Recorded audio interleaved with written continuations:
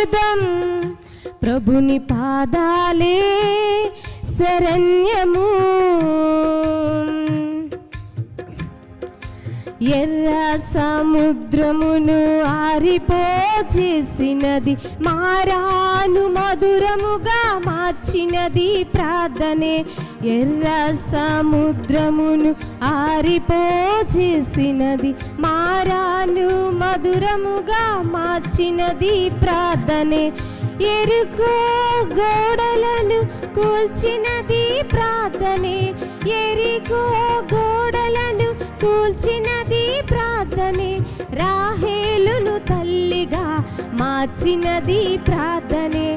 రాహేలును తల్లిగా మార్చినది ప్రార్థనే. ప్రార్థనే